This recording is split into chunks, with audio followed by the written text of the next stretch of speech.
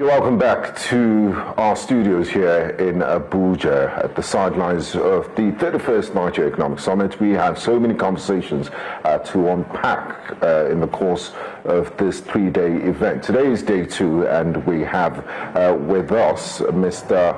Olatunde Olajide.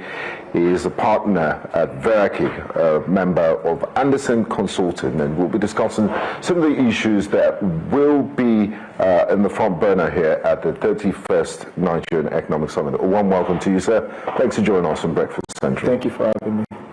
Now, from your experience leading major system implementations, what critical capacities must Nigeria develop to unlock the value of its digital economy? All right, thank you. I think Nigeria has made some good progress over the years since we started adopting digital technology. We've seen the impact in Nigeria's GDP from when the telecoms revolution came, and then we had the broadband strategy and broadband penetration.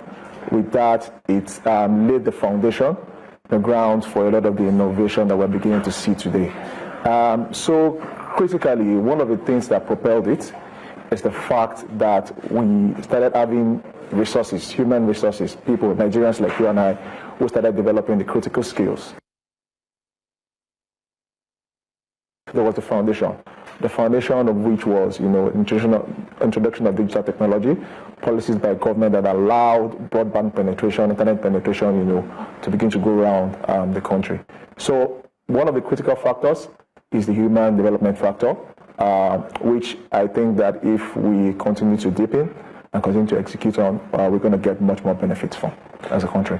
Now, Mr. Olajide, beyond broadband and connectivity, what foundational technology infrastructure do you think is missing or underdeveloped in our digital ecosystem? I do know that we've made a lot of progress in the last decade, but what more can we do in terms of infrastructure? Okay, connectivity is the bedrock, to be honest. We just need to continue to deepen it across the country. Right now, we're looking at the rollout of 5G. We're seeing it in major cities and all that.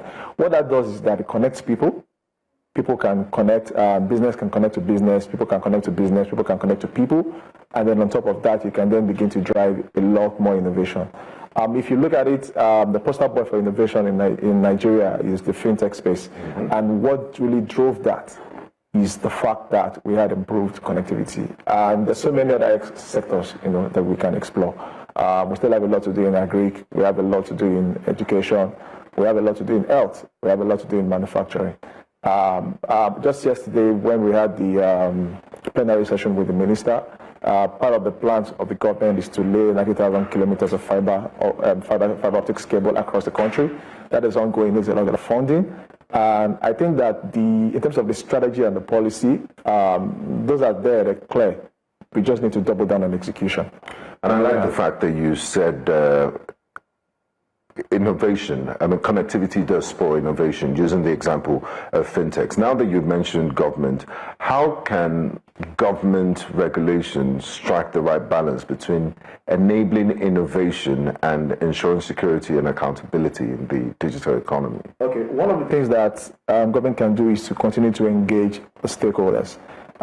Government's role is to provide the enabling environment, provide the policy, the direction, continue to engage stakeholders to understand the constraints that they're facing, and then create the policies and the laws and enabling environment to ensure that Nigerians can go out there and thrive. Companies can go out there and thrive. Nigerians are enterprising, innovative people with the right laws in place, and not just laws as laws or policies as policies, but also ensuring the execution of those policies and removing all the roadblocks to ensure that companies and individuals can thrive. Just again, yesterday the minister mentioned, right of way used to be an obstruction for a lot of organizations. But we were told yesterday, we were informed that about 11 states have completely removed that roadblock. It's zero. So which is significant. Yes, exactly. We're making progress every day.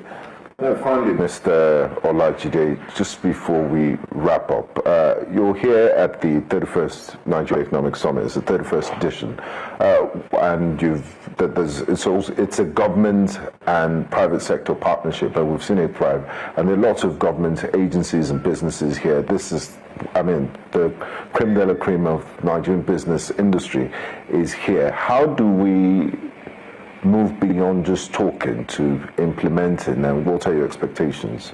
Okay, so this is the 31st edition. We have seen some progress as a result of these conversations that we've been having over the 31 years.